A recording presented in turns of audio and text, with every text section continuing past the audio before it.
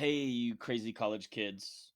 That was stupid. I can't believe I started that way. But hey, I sent a video out yesterday, but I wanted to send another one out today. About half of you got it. So you can see right here on my screen, this is my to-do list. These are all the things that I need to grade for you guys.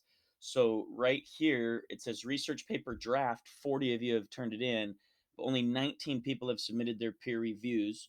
So those numbers should be the same because everybody that submitted a draft needs to submit that same draft to the peer review. Now, that being said, when you actually perform the peer review, the draft isn't complete. I understand that. So there are going to be some things on the peer review that you don't find. So, for example, where the instructions are, right here, it says submit your rough draft to this assignment again, complete the peer review. Remember, you're going to have something that looks different on the right. After you submit, it'll say like submission, blah, blah, blah. On the right hand side, it'll give you somebody's name for a peer review. And it only assigns peer reviews to people that have actually submitted the essay. So I'll show you that in a second.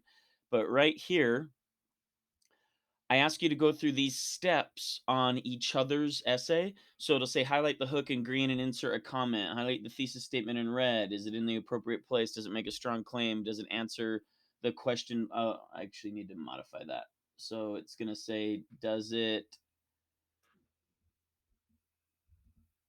pose a solution to a problem? All right. Highlight your topic sentences. Highlight transition sentences in yellow, in-text citations in orange, or places where there needs to be an in-text citation.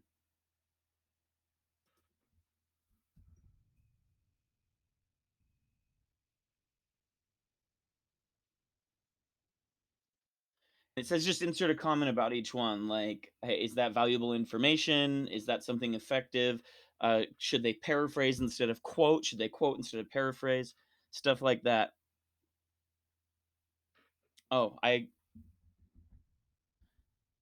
Never mind. So if they do an in-text citation, highlight it in orange. The next one, I didn't realize that I'd already taken care of that. So in this like light purple color, you're gonna highlight any potential plagiarism. So that's where if they need a citation, they don't have one, you want to highlight it there, and then insert a comment about why they need a citation. And basically, if people are making factual statements with, and it's not like common knowledge. So that's why I like the peer reviews. Not all of you are experts on each other's topics, so if somebody's saying something with a number or making a factual statement, you need to be able to prove that that's actually a fact, and that's going to come from another source. All right. Okay, make a comment about each section. That's pretty general. Tell the author what could be done to make the section more solid. Does it stay on topic? Blah, blah, blah. And then highlight the heading and talk about the formatting. Now, like I said, your draft isn't done, and maybe you didn't start from the beginning. So if there's not a hook, you wouldn't highlight anything in green. If there's not a thesis statement, you wouldn't highlight anything in red. Okay, but do what you can and give valuable feedback to each other. There's a couple of purposes for the peer reviews. It is to help the writer to improve, but it's also to give the reviewer kind of another look at somebody else's approach to how to do this essay. And then when you guys look at each other's stuff, that'll be really helpful to you. Oh, I probably should have pulled this closer to me. Hopefully you heard me the entire time. Okay, now let me go back here. So I'm going to show you right here when I assign peer reviews. So it says 19 people, 19 submissions are in, and I click automatically assign peer reviews. I click assign peer reviews, and it randomly assigns everybody a partner. So you can see Josh's partner is Presley, Mia's partner is Jaden, Aspen's partner is Mia, Leo's partner is Aspen, and on it goes. Colton's got Leo, Presley's got Carter, Emily's got Shane. McKenna's got Emily. Okay, now everybody that hasn't submitted a draft, you don't have a partner. So if that doesn't get done today or tomorrow, you're just not going to be able to do the peer review, and you're going to lose those points because we have to move forward.